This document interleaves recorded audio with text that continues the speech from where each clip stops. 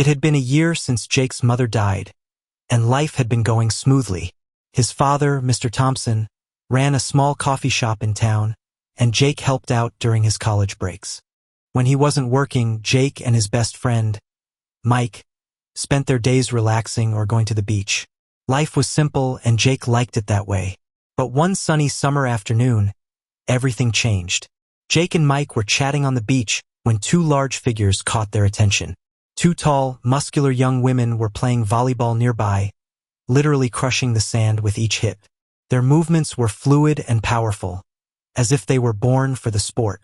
One of them had a fierce intensity in her eyes, while the other had a more mischievous, teasing grin. Suddenly, the ball rolled toward Jake and Mike. Hey, wanna join us? Jake and Mike exchanged hesitant glances. Sure. Thinking, how hard could it be? They grabbed the ball and walked over. Up close, the girls were even taller than they looked from a distance. Jake was almost as tall as their shoulders. He glanced nervously at Mike, who muttered, "We're done." The four of them formed teams, Jake and Mike versus two volleyball fighters. Let's make this interesting. First team to 10 points wins. We got this, bro. Let's show them what we're made of. As the game began, Jake quickly realized what they had really created. Failure. Within minutes, he and Mike were panting as the two women ran circles around them. Every time Jake tried to hit the ball, it came back at him with 10 times the force. Once, he even got hit directly in the face, leaving him disoriented and staring at the sky. Mike tripped over the sand a few times, adding to the comedy of errors.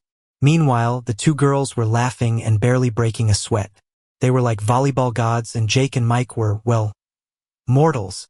When the score reached 10-0, Jake fell dramatically to the sand, his arms outstretched. I give up. You guys are superhumans.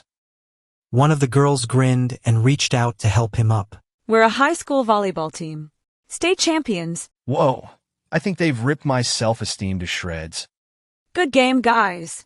Well, I guess that's the end of our volleyball careers. A few weeks later, life at the coffee shop was back to normal. Jake worked behind the counter, cleaning tables, and listening to his father tell him some interesting news. Jake, I just met someone. What? Like dating? Yeah? She's a widow, a really great woman. I think things are getting serious.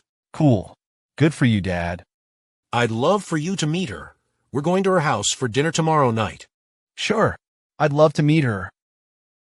The next night, Jake and his father arrived at the widow's house, a cozy place with a comfortable garden.